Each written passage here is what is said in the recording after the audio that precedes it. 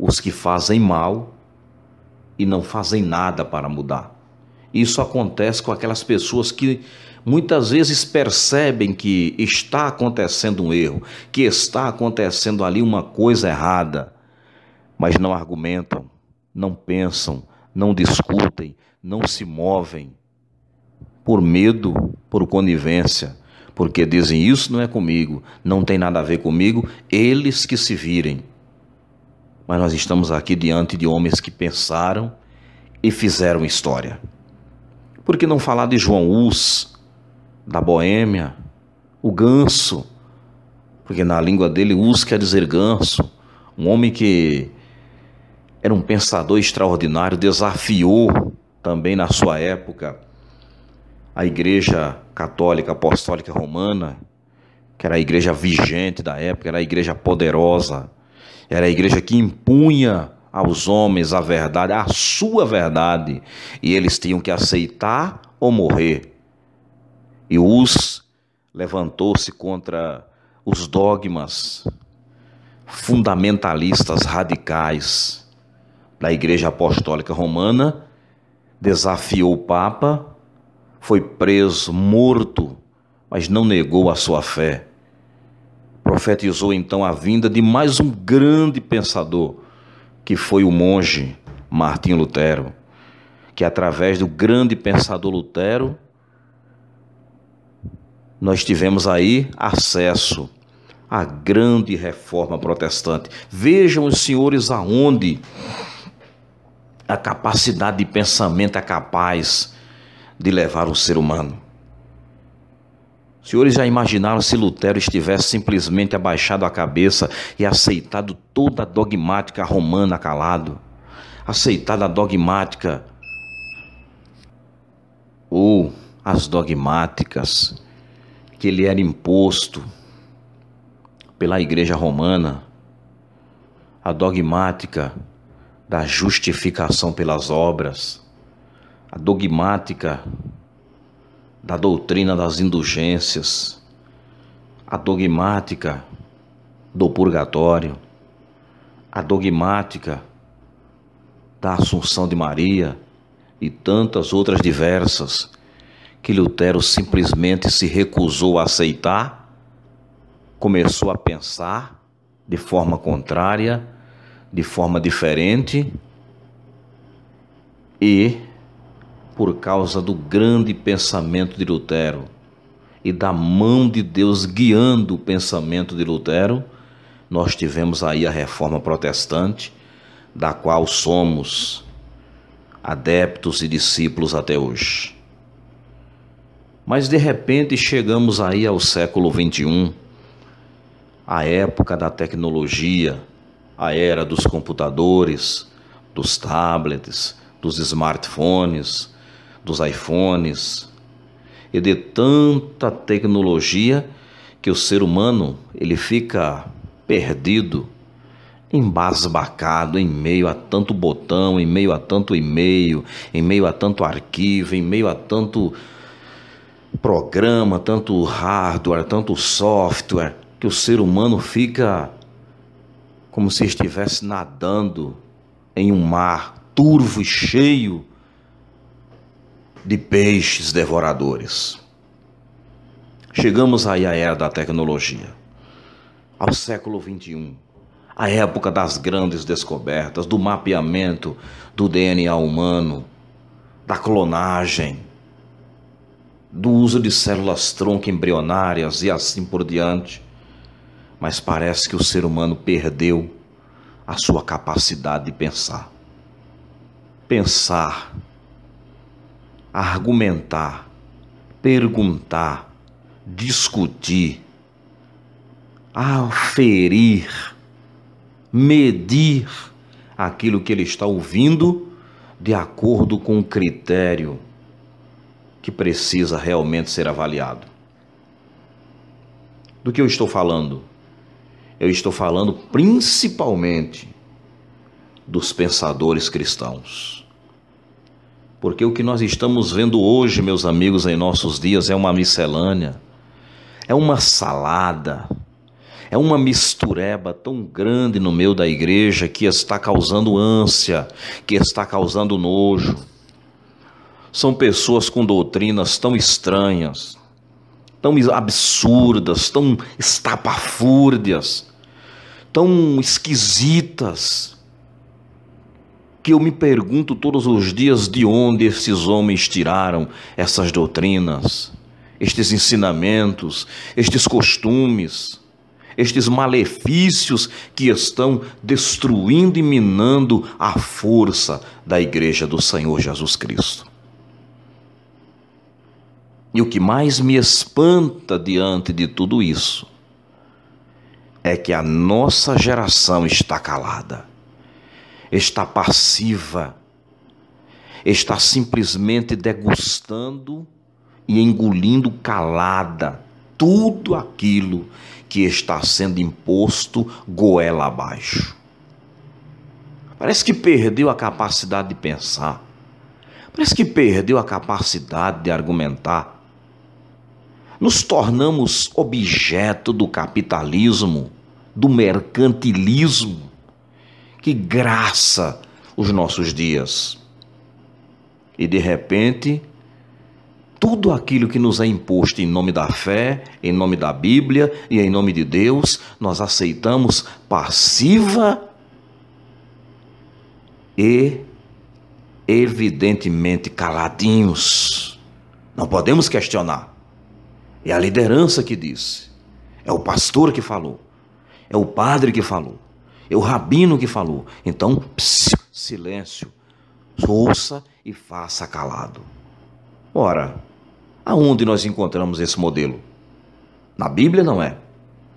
Na história da filosofia também não. Na história secular, de maneira nenhuma. E aonde nós encontramos esse modelo de passividade diante daquilo que muitas vezes olhamos e a nossa mente diz: tem alguma coisa errada, pergunta, argumenta, discute, não aceita calado, e nós baixamos a cabeça e nos calamos diante de tudo. Aonde estão os pensadores? Aonde estão os Lutero, Savonarola, João Hus, Jerônimo de Praga, Paulo? Aonde estão os discípulos de Cristo que questionaram a religião judaica, os dogmas, os fundamentos, que discutiu, que foi a fundo e que descobriu a verdade? Estamos calados. Será que não é por conivência? Ou será que é simplesmente por medo de pensar, por medo de argumentar, por medo de discutir e de colocar a verdade às claras? Chegam lá nos altares e dizem para nós: olha, leva essa tartaruga para casa. Ela está abençoada, abra a porta da sua casa e deixa ela andar dentro de casa, porque à medida que ela for andando, a bênção vai sendo espalhada dentro da sua casa. E nós, passivamente, pegamos aquela bendita tartaruga, levamos para casa e deixamos ela passear dentro de casa, fazer cocô, fazer xixi, como se aquilo trouxesse para nós a bênção de Deus. Aonde está a nossa capacidade de pensamento? Nós temos a Bíblia nas mãos, senhores. Nós temos um cérebro que Deus colocou na nossa cabeça, cerebelo, massa encefálica. Nós temos milhões e milhões de neurônios no nosso cérebro, de circuitos que são responsáveis para nos fazer pensar. Isso é charlatanismo, senhores. Isto é engano. Isto são falsos profetas querendo comer o teu dinheiro. Vai para as escrituras sagradas. São 31.173 versículos. Lá está tudo aquilo que você precisa para ser feliz na tua vida cristã.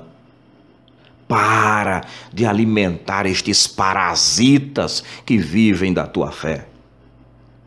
Pensa, raciocina, chega a conclusões através da meditação, da leitura, do estudo sistemático e organizado da tua Bíblia, E Deus vai te dar esse entendimento. Paremos para observar os dias em que estamos vivendo. Dias de incredulidade, dias em que temos templos suntuosos, cheios de pessoas vazias, sem alegria, pessoas depressivas, deprimidas, pessoas sem força, sem ânimo, pessoas que estão entregando-se muitas vezes a drogas, a calmantes pesados, a remédios tarja preta, porque não tem felicidade. Sabe por quê? É porque não pensam, porque não veem que a felicidade está ali na sua frente, que para ser feliz não precisa ter um apartamento em Copacabana, na Barra da Tijuca, no centro de São Paulo. Isso é mentira. Para ser feliz você não precisa andar de Ferrari, nem de Porsche, Carreira. Para ser feliz, basta você aceitar a vida como ela é, abraçar as coisas simples, abraçar a tua família, abraçar o teu filho, o teu pai, a tua mãe. É você ser feliz em dar um prato de comida para aquele que está necessitado. A felicidade está nas coisas pequenas da vida. Mas as pessoas não pensam. Alguém diz assim, olha, tá vendo essa areia aqui? Eu trouxe lá do Monte Sinai. Pula dentro dela 3 vezes, mergulha feito um porquinho dentro da areia. Depois você vai naquela bacia que eu também trouxe lá da água do Rio Jordão e dá outro pulo lá dentro para lavar. A areia do Monte Sinai combinada com a água do Rio Jordão vai te trazer a bênção em tudo. Só que tem um porém, viu? Você só precisa deixar uma quantia aí de uns R$ 1.000, R$ 500 aí para ajudar e pode dar o seu pulinho lá. Não é que as pessoas vão?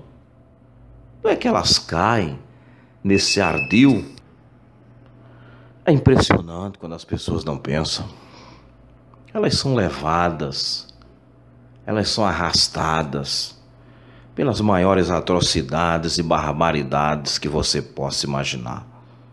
Então pensa, meu amigo, para de ser arrastado de um lado para o outro, procurando uma felicidade que muitas vezes está aí dentro do teu lar, está aí do teu lado, está aí na tua frente, e você gastando milhões e bilhões para conquistar uma felicidade que muitas vezes está aí diante de ti.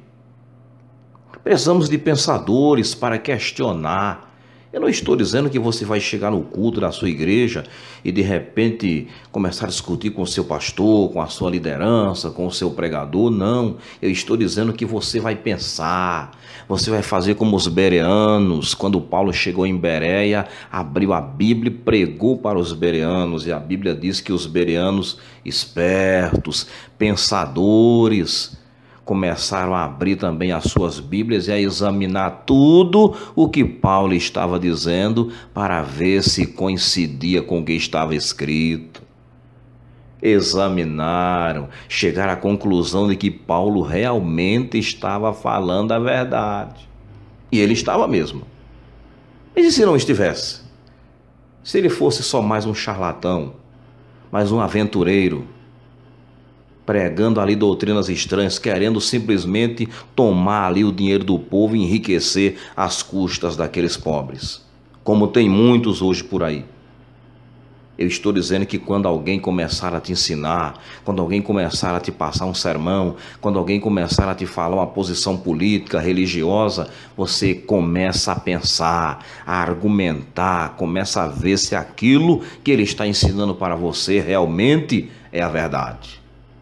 Caso contrário, rejeite, não aceite e mostre para ele que ele está errado. Esse tempo de dizer assim, é que o professor da escola teológica falou, acabou. É que o professor lá do curso universitário, lá da aula de direito constitucional, disse que é assim, ponto final. Coisa nenhuma. É que o pastor disse que é assim, acabou, coisa nenhuma. Não é tempo mais de você ouvir fulano, beltrano falar e você passivamente aceitar tudo que o outro está falando, não. Você tem uma capacidade de pensamento, meu amigo. Você pode argumentar. Opa, ele falou isso, calma, espera aí que eu vou examinar para ver se é verdade. Vai lá na Bíblia, vai lá na Constituição, vai lá no Código Penal, vai lá e examina e vê se realmente ele está falando a verdade. Se ele estiver, tira o chapéu. Submeta-se e cumpra as ordenanças para ser abençoado. E se ele não estiver, se ele estiver mentindo, chame ele, levante a voz e diga: retrate-se, porque você ou está enganado ou então é um mentiroso. Se estiver enganado, peça perdão e retrate-se diante da igreja. E se for um mentiroso, está repreendido em nome de Jesus, porque você não passa de um falso profeta. Que Deus em Cristo te abençoe neste momento, em nome de Jesus, e multiplique a tua capacidade de raciocínio e de pensamento para o teu bem e para o bem da Igreja de Cristo. Amém.